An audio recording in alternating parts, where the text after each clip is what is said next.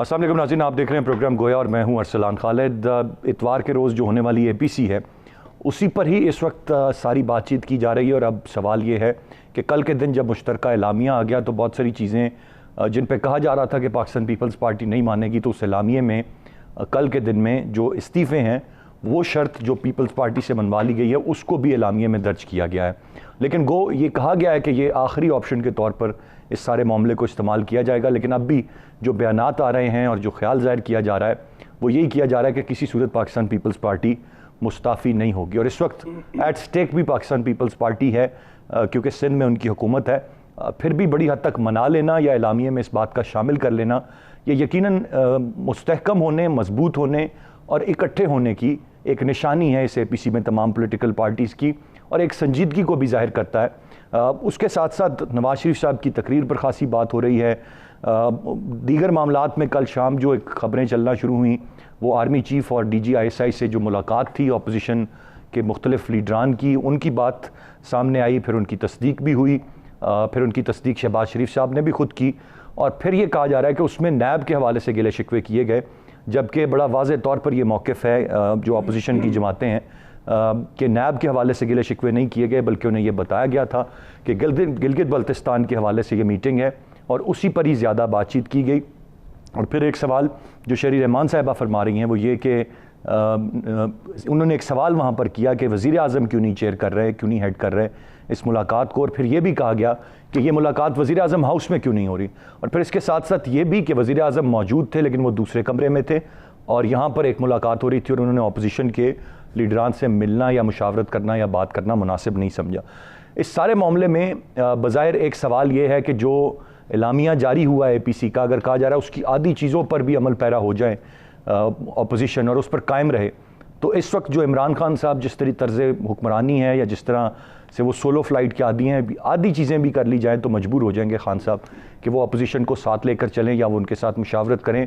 और फिर उनका ये रवैया या उनके वज़रा का या उनके लोगों का ये रवैया भी बड़ी हद तक तब्दील हो जाएगा और उन्हें घुटनों पर आने पर मजबूर कर देगा। पर सवाल एक ही है, बड़ा वाज़ेह है कि आया इस तमाम तर चीज़ों पर अपोजिशन अमल पैरा हो पाएगी या नहीं हो पाएगी। जहाँ पर ट्रस्ट इश्यूज़ हैं, जहाँ पर वाज़ेह तौर पर यह कहा जाता है पीपल्स पार्टी की जानिब से कि नून लीग ने, नवाज शरीफ साहब ने कई मरतबा उन्हें धोखा दिया, अब क्या ये ट्रस्ट इश्यूज़ ख़त्म हो जाएंगे, मुकम्मल एतमाद होगा जमातों का और एक मुश्तरका लाएमल के तौर पर आगे बढ़ेंगे या नहीं। Only time will decide. मैं चाहूँगा तफसील से इस मामले पर आज के प्रोग्राम में हम बात करें। एक ब्रेक की जाने बढ़ूँगा, ब्रेक से वापस आकर गेस्ट पार्टिसिपेंट्स का तारुफ और फिर हम गुफ्तगू के सिलसिले को आगे बढ़ाएंगे। साथ रहिएगा।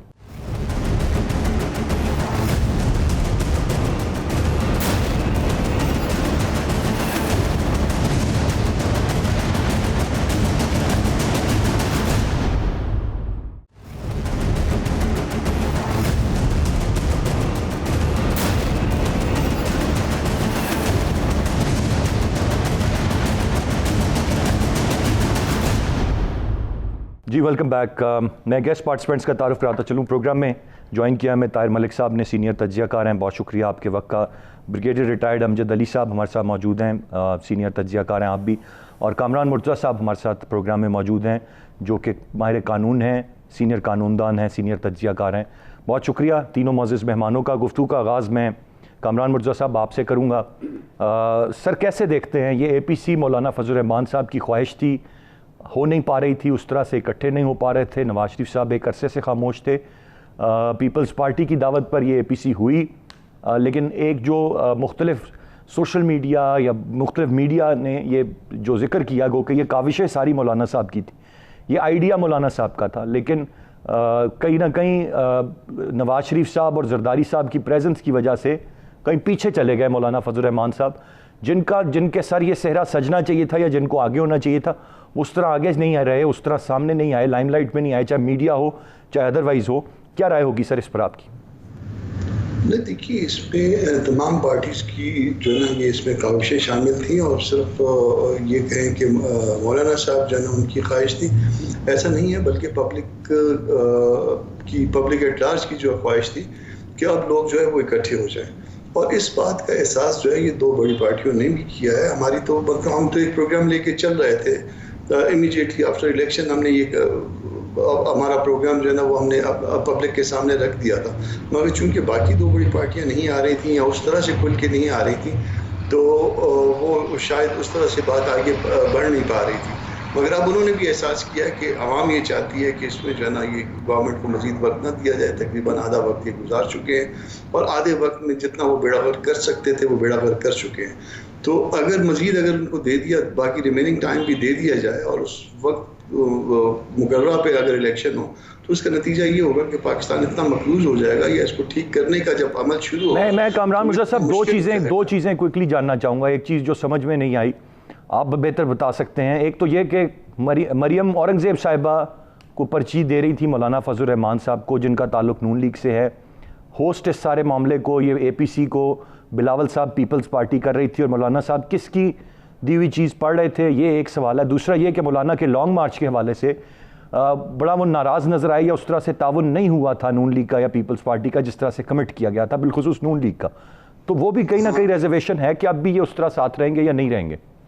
हाँ, वो ऐसा है कि पर्ची देने का मामला नहीं था। ये तमाम पार्टियों के अपने जो अपना फनी माहिरीन थे वो बैठे हुए थे, उसमें मरियम औरंगज़ेब भी थी, मैं भी JUI की तरफ से मैं मौजूद था वहाँ पे।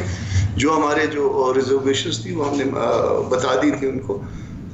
चूँकि वो कंप्यूटर पे बैठी हुई थी अपना मरियम औरंगज़ेब, हम उसके सामने बैठे हुए थे, वो कंप्यूटर पे जो लड़का टाइप कर रहा था वो उसके साथ बैठी हुई थी, तो इसलिए मुमकिन है कि वो उन्होंने पर्ची दी हो। क्योंकि बाद में जब वो आखिर में पढ़ने का मरला आया तो रश चूँकि उस कमरे में ज़्यादा था तो मैं फिर अंदर इंटर नहीं हुआ। तो ऐसी बात नहीं थी कि सिर्फ मरियम साहबा की वजह से जो है ना उन्होंने जो कुछ दिया उसको पढ़ा गया। ये हम सब ने उसको बैठ के बनाया था। कुछ तरतीब जो है वो ऐसी थी जिसमें हमें एतराज़ थे, वो तरतीब हमने ठीक करवाई थी। जैसे रेजिग्नेशन वाली बात थी, रेजिग्नेशन वाली बात उन्होंने इनिशली ये थी कि इसमें जो है ना ये कंसिडर हो सकता है, मगर उसके बाद जिस बात पे तय हुआ था वो एक कि असूली फैसला है और नेशनल असम्बली से, और ये बातें जो है ना उसकी तरतीब हमने तब्दील कराई, नीचे से लेके उसको ऊपर लाए। तो और कुछ चीज़ें जो भी तब्दील राइटली सेड कामरान मुर्तज़ा साहब, पॉइंट टेकन सर। आपने वाजे कर दिया कि क्या मामला था और क्या वहाँ पर चल रहा था, लेकिन यकीनन वो मनाजिर जो रूटीन में हमें नज़र नहीं आते वो थे वहाँ पर। ताहिर मलिक साहब, आप कैसे देखते हैं सर, क्या कहेंगे? देर आए दुरुस्त आए, या अपोजिशन इकट्ठा होना चाह रही थी, आज हो गई?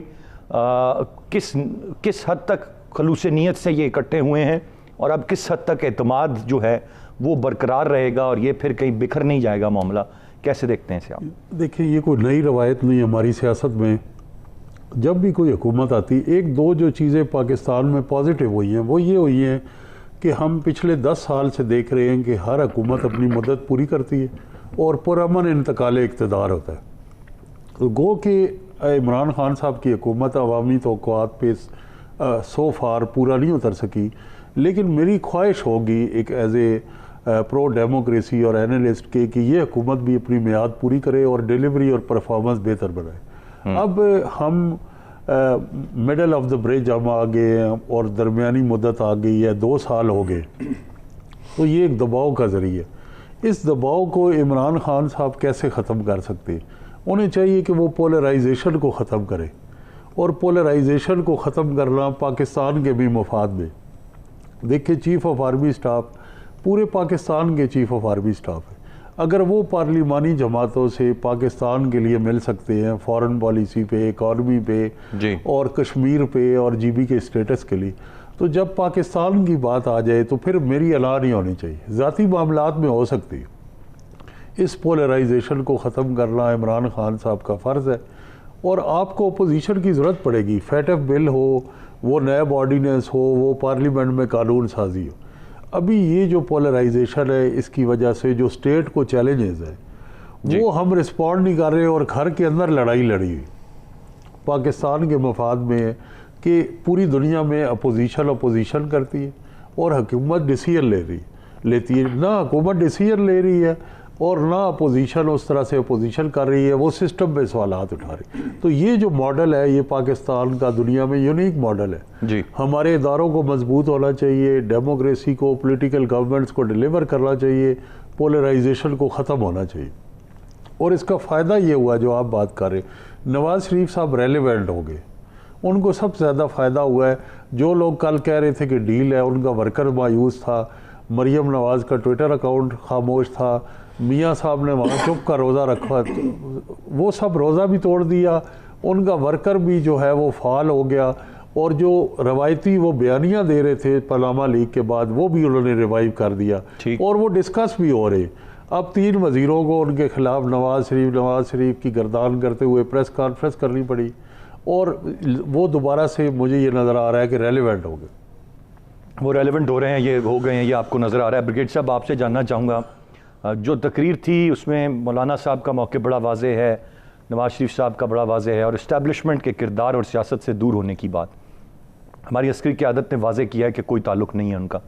और फिर एक तरफ बड़ा ये मामला कि आप ये बात कर रहे हैं कि अस्करी क़यादत ज़िम्मेदार है, और फिर आप एक दिन पहले मुलाकात आपकी होती है आर्मी चीफ़ और DGI से, और आप अगर मुदाखलत नहीं चाहते आप उनको कह रहे हैं कि जबकि जमहूरी हुकूमत मौजूद है, और आप उनसे ये गिला शिकवा कर रहे हैं कि जी नैब ज़्यादती कर रहा है नैब, और बड़ा वाज़ेह तौर पर वहाँ से भी ये बयान आया कि ये हमारा मामला नहीं है, ना ये हमारा बनाया हुआ इदारा है, ना इसको बेहतर हमने करना है। फिर आप इल्ज़ाम फ़ौज पे कैसे देते हैं सारे मामले का, या इस्टेब्लिशमेंट पे कैसे देते हैं? देखिए अरसलान, इसमें 2 पहलू पे आपने निगाह रखनी है। नंबर 1 ये कि इस वक्त जो अपोजिशन का ऑर्गेनाइजेशन है, ये जिस तरह अपोजिशन इकट्ठी हुई है, ये जो अपोजिशन का सेटअप है वो माजी के अपोजिशन के सेटअप से बिल्कुल मुख्तलिफ है। ये इस वक्त एक मुद्दा होना चाहिए, और दूसरा मुद्दा होना चाहिए कि इदारों को क्यों हिट किया जा रहा है, चाहे वो फ़ौज है, चाहे वो अदलिया है, चाहे वो नैब है या कोई और है। देखिए, पहली दफ़ा गालिबन ऐसे हुआ है कि जितने top of the line leaders थे, जिसमें नवाज़ शरीफ साहब एक बहुत बड़ा लीडर गुजरे हैं, बड़े उन्होंने हुकूमत की है, आसिफ अली जरदारी एक सियासत का बहुत बड़ा नाम है, प्रेसिडेंट रहे हैं, चेयरमैन है पार्टी के, उसके बाद मौलाना फजल रहमान साहब, उनका अपना एक वेट है। तो इस वक्त जितने जिसे आप कहते हैं ना बड़े लीडर्स हैं, वो एक अपोजिशन में आ गए। अब उस एक जो लेफ़्ट बेंच के ऊपर बैठे हुए हैं, उनके ऊपर सिर्फ सबसे बड़ा इस वक्त मसला ये है कि हम में से कौन लीडर होगा जो इस अपोजिशन को लीड करेगा, बिकॉज अपनी तहीं हर कोई एक बड़ा लीडर है। यानी मैं नहीं समझता कि इस वक्त शहबाज शरीफ साहब या मौलाना फजल रहमान साहब यूनानिमसली इस बात पे मुत्तफिक हो जाएं कि जी हम आसिफ अली जरदारी साहब को लीडर मानते हैं, और इस वक्त जो वो कहेंगे हम उस पर मनो अमल करेंगे। एक रियलिटी तो ये है, इस वक्त अपोजिशन में बैठे सारे ही एक दूसरे को बड़े से बड़ा लीडर मान रहे हैं। जी, वो अपने आप को कोई नहीं बड़ा लीडर कहता, ज़ाहिरन इसलिए वो अपने आप को बड़ा लीडर मान रहे हैं, जो मैं अभी आपको बता रहा हूँ, इसलिए बड़ा लीडर मान रहे हैं क्योंकि इस वक्त अपोजिशन को यूनाइट होने के लिए एक सिंगुलर लीडरशिप की ज़रूरत है कि एक वो लीडर हो जो उनको अपना सारा मैंडेट बताए, और इस तरह की जैसे APC हुई है इसके अंदर वो बताएं कैसे हुआ। आप देखें ना, ये एक बिल्कुल वाज़ेह बात है कि शहबाज शरीफ साहब ने तकरीर नहीं की, हालांकि वो एक बड़े अपोजिशन लीडर के तौर पे वहाँ बैठे हुए थे। लीडर आपके अपोजिशन लीडर तो वो है ना, उन्होंने तकरीर नहीं की, जी पार्टी रहनुमा है, उन्होंने तकरीर नहीं की। मौलाना फजल रहमान की तकरीर के ऊपर जो उन्होंने बरमला इजहार किया इसका कि देखिए मुझे तो आपने कवरेज ही नहीं लेने दी, जिस पे उन्होंने रीज़न दी कि आपने इन कैमरा के खुद कहा था, तो उन्होंने कहा अगर मैंने इन कैमरा कहा था तो बाकी भी तो इन कैमरा थे, तो उनकी क्यों तकरीर नशर हुई, तो इसका मतलब है there was something wrong somewhere. इसी तरह बिलावल भुट्टो साहब ने अपनी जो गुफ्तगू की उसका जो आप अगर रब्त देखें तो वो उस चीज़ों से नहीं मिलता था जो कि नवाज शरीफ साहब फरमा रहे थे। दूसरा आ गया नवाज शरीफ साहब की तकरीर इटसेल्फ कि इदारे को क्यों हिट किया गया। देखिए, उन्होंने 1-2 चीज़ें ऐसी फरमाई अपनी तकरीर में कि जिसमें उन्होंने कहा कि हमेशा जिसको चाहा जाता है उसको बना दिया जाता है और चुन लिया जाता है, और उसे, लेकिन ये तो 3 दफ़ा वो खुद कर चुके हैं, वो तो 3 दफ़ा खुद आए हैं। यानी क्या वो इस चीज़ का इकरार कर रहे हैं कि वाकई जिसको ये इस्टेब्लिशमेंट चाहती है उनको वो जितवा के ले आती है? अगर ऐसा नहीं है तो फिर इस बात को भी माने कि शायद इस दफ़ा भी ऐसा ना हो। और अगर एस्टेब्लिशमेंट ने इतना रोल प्ले किया है इमरान खान को लाने में, तो 52-55% पे क्यों किया, उस 90% मैंडेट पे क्यों नहीं किया? अगर वो ये कर सकती है तो वो भी कर सकती थी, ताकि ये मुद्दा ही ना होता इस तरह का। हाँ जी, इदारों को आखिरी बात करूंगा, इदारों को और स्पेशली पाकिस्तान फौज को मलाइन करना। देखिए, हम चीज़ों को जूम इन करके नहीं जूम आउट करके देखना, because as analyst, as anchor और मीडिया के लोग हैं, हम एक परसेप्शन बिल्डिंग करते हैं लोगों की, पॉलिटिकल लीडर्स के मोटिव, और हमारा एक अनबाइस्ड जो एनालिसिस है वो इस चीज़ को एक कंक्लूजन की तरफ, इन्फ्रेंस की तरफ लेके जाता है कि क्या ये वाकई ही दुरुस्त है कि चीज़ों को जूम आउट करके नहीं जूम इन करके देखा जाए। हमने खित्ते की लिंकेजेस भी इस्टेब्लिश करनी होती है, और उसका बेस्ट हल जो होता है जिसने हर चीज़ पर नजर रखी होती है वो आर्म फोर्सेज होते हैं, ये पाकिस्तान की नहीं पूरी बिल्कुल सही साहब। मैं एक ब्रेक की जाने पड़ूंगा, ब्रेक से वापस आकर मजीद बात करते हैं, साथ रहिएगा।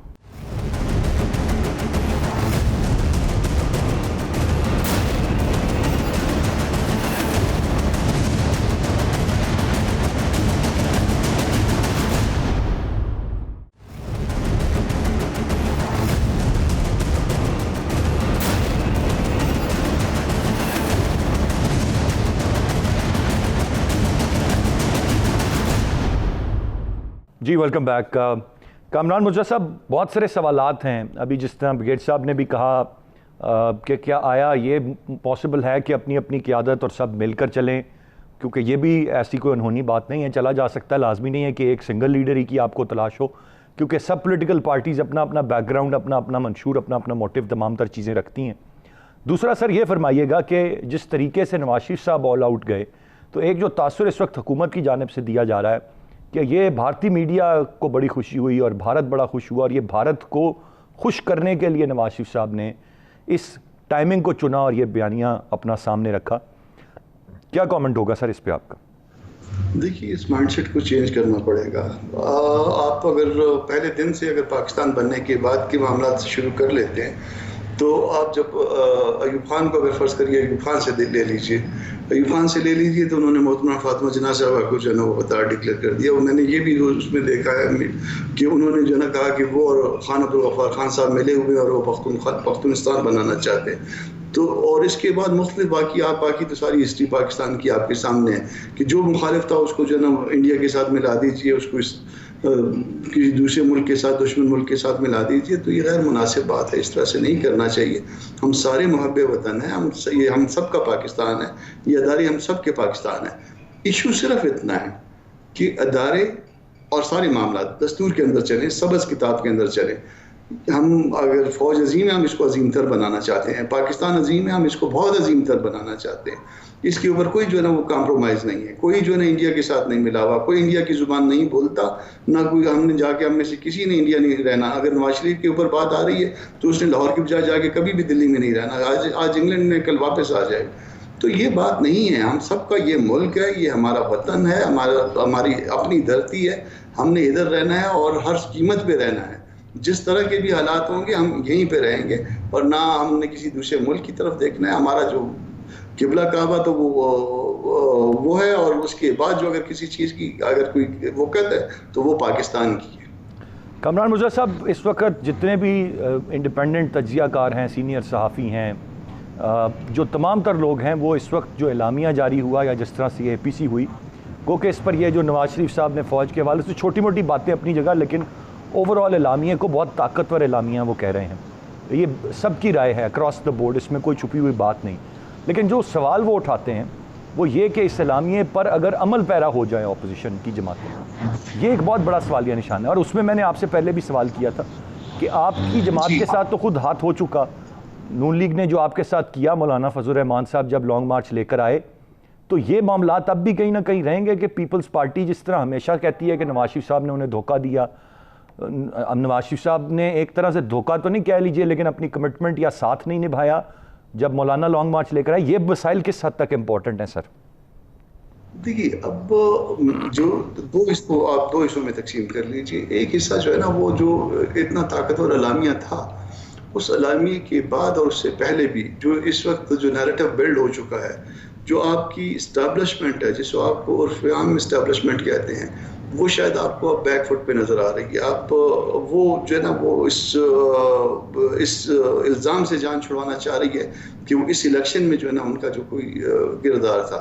तो मेरा ख्याल है कि जब वो इस्टेब्लिशमेंट पीछे जाने लग जाएगी और मामला फेयर और फ्री की तरफ आ जाएंगे, तो आधे मसाइल आपके उसी वक्त हल हो जाएंगे। उनको पीछे जाना चाहिए, उनका इज्जत है, उनका एहतराम है, मगर वो पाकिस्तान को सिक्योरिटी स्टेट ना बनाए, वो पाकिस्तान को दस्तूर के मुताबिक चलने दे। कामरान मुर्जा साहब, क्विकली एक चीज़ जान के मैं आगे बढ़ना चाहूँगा, बहुत ज़रूरी है। वो सदारती निज़ाम के हवाले से कैटेगोरिकली इस APC में बात हुई कि नामंजूर और वो नहीं। मैं क्विकली मुझे बता दें कि कौन इस पर काम कर रहा है, या कहाँ से ये सोच है, या किधर से ये ख्याल आपको आया कि ऐसा कुछ होने जा रहा है? ये सोच भी जो है ना वही इस्टेब्लिशमेंट से आ रही है, और वो समझ रहे हैं कि पाकिस्तान इस वजह से नहीं चल पा रहा। मगर पाकिस्तान इस वजह से नहीं चल रहा कि आप इसमें मुदाखलत करते हैं, आप अपनी मर्जी के इसमें पौधे लगाते हैं, गमलों में, नर्सरीज में। आप जिस दिन ये छोड़ देंगे, पार्लिमानी निज़ाम चलेगा और पाकिस्तान चलेगा भी, दौड़ेगा भी और आगे जीतेगा भी। Rightly set. ताहिर मलिक साहब, आपसे जानना चाहूँगा सर, मुमकिनात में से क्या है कि क्या चीज़ें ये कर पाएंगे? ये जो तारीख आप में हम सब वाकिफ़ हैं जो रही है इन जमातों की, एक दूसरे के साथ मसाइल भी रहें, अब किस हद तक ये डूएबल है? क्योंकि असल सवाल ये है कि अगर ये करने में कामयाब हो गए, अगर ये आगे चलने में कामयाब हो गए, वो अगर किस हद तक मुमकिन हो पाए? देखिए, अगर ये इकट्ठे रहेंगे तो गवर्नमेंट पे दबाव आएगा। बाकी जो बयानियाँ एक तरफ है, एलामियाँ एक तरफ है, और ख्वाहिश जो है वसाल वो एक तरफ है, ख्वाहिश वसल। वो ये है कि देखिए, अगर तारीख देखी जाए तो जब ये ऑल पार्टीज़ कॉन्फ्रेंस मोहतरमा बेनज़ीर भुट्टो और नवाज़ शरीफ ने लंदन में मुनक़्क़द की थी, तो 2007 की बात, तब ये सिस्टम से बाहर थे और MMA सिस्टम के अंदर थी, और मौलाना फजलुर रहमान की जो पार्टी के हैं वो चीफ मिनिस्टर थे KPK के, और वो इस्तीफ़ा असम्बलियों से नहीं देना चाहते थे, और उन्होंने आखिर दम तक नहीं दिया, और उनकी कोई उन्हीं असम्बलियों से मुशर्रफ दोबारा सदर मुंतखब हो गए। तो आप अगर चंद माह पहले देखें तो एक्सटेंशन का मामला था और अपोजिशन में कुछ अहम कानून साजी थी, तो इसी लामिये के पेश नज़र अपोजिशन स्टैंड ले सकती थी, तो उन्होंने स्टैंड नहीं लिया, वो रेत की दीवार साबित हुए। अब भी ये है कि एक सिग्नल दिया जा रहा है कि आप हमसे मामला तय करें, हम इमरान खान की पोजीशन पे आके आपको डिलीवर करके देंगे। तो अगर ये कौन सिग्नल किसे दे रहा है सर? अपोजिशन इस्टेब्लिशमेंट को दे रही है, वो खुद कह रही है कि हमारा असल पैगाम इन तक है। अब अगर वो उनकी जगह आ जाते हैं एक मिनट के लिए, तो जो आज इमरान खान साहब के बयानात हैं वो नवाज़ शरीफ जरदारी के हो जाएंगे, और जो आज अपोजिशन के बयानात हैं वो इमरान खान साहब के हो जाएंगे। जो इमरान खान साहब आज हमें भारत दुश्मनी और फ़ौज के एहतराम का दर्स दे रहे हैं, ज़रा गूगल सर्च करके उनके बयानात, तारीख़ में किसी लीडर ने फ़ौज के बारे में इतने सख्त ख्यालात का इजहार नहीं किया जितना इमरान खान ने नाम लेके किया। लेकिन फिर सुधर भी, मैं ये कहता हूँ कि पाकिस्तान की हर अपोजिशन दबाव डालती है इस्टेब्लिशमेंट से और डील करती है, और पाकिस्तान की हर इस्टेब्लिशमेंट एहतसाब के नाम पे पॉलिटिशियन पे दबाव डालती है, फिर NRO भी कर लेती है। तो ये तो जाता कौन है? ये पॉलिटिशियन जाता है एस्टेब्लिशमेंट के पास, एस्टेब्लिशमेंट प्यासा ही कुएं के पास आता है, और शैतान का दावत गुनाह देना उज़्र गुनाह नहीं है, सम आप करे। बात सिर्फ ये कि इक़्तिदार के महल की म्यूजिकल चेयर से अवाम को कुछ हासिल नहीं होने।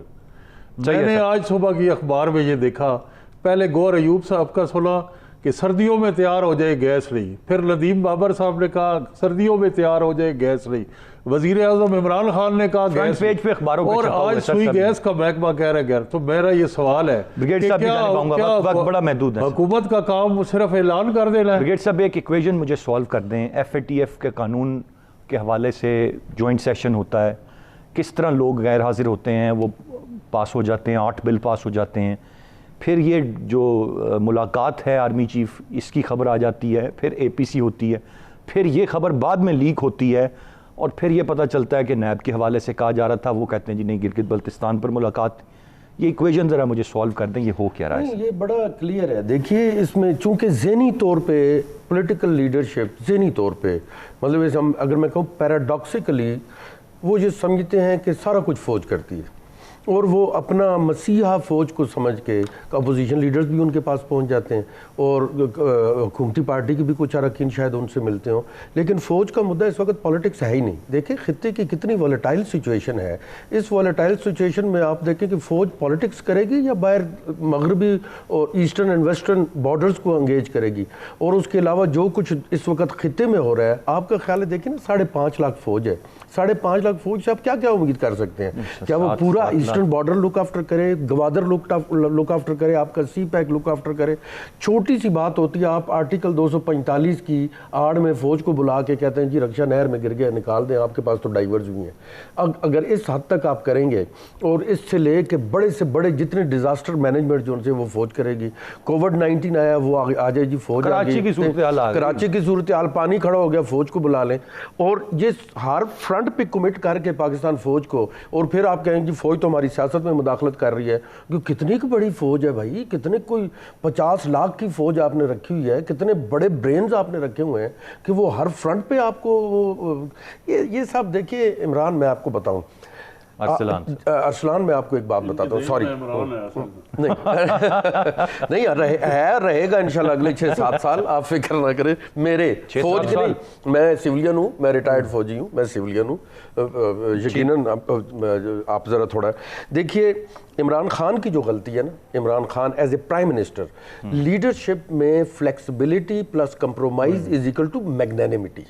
अगर आप मैग्नेनिमस नहीं है ना, और आप compromises for the best interest of the nation नहीं करते, और अगर आपकी डिसीजन मेकिंग के अंदर फ्लेक्सिबिलिटी नहीं है ना, फिर तो आप लीडर ना क्रिकेट के कप्तान हुए ना, क्योंकि आप डट गए कि गेंद इधर ही आएगी, जो मर्जी कर ले, एक दफ़ा नहीं, दूसरी तीसरी पांचवी दफ़ा तो इधर आएगी। He has to show the magnanimity. Sir आप एग्री करें, देखो मैग्नेनिमिटी ना होने की वजह से अपोजिशन इतना हार्ड स्टांस ले लेती है, मफरूजे कायम करना शुरू कर देती है, और ये होता है। तो ये जो इक्वेशन आप बता रहे हैं, हाँ ये एक आखिरी पॉइंट जो है कि थोड़ा सा अपोजिशन इनवर्ड देखे कि इस मौके पे सारे इकट्ठे हैं, और जब बिल पास होने की बारी आती है तो गायब हो जाते हैं। सेनेट के अंदर जब वोटिंग होती है तो वहां से भी कुछ गायब हो जाते हैं। तो कम से कम पहले अपने अंदर को रीऑर्गेनाइज करें, अच्छा करें। एक singular leadership is very important. आप मिलिट्री हिस्ट्री को छोड़ें, आप पॉलिटिकल हिस्ट्री में पढ़ें। यू कांट हैव थ्री, एक जंगल में 3 शेर लीडर नहीं हो सकते, एक there has to be one leader.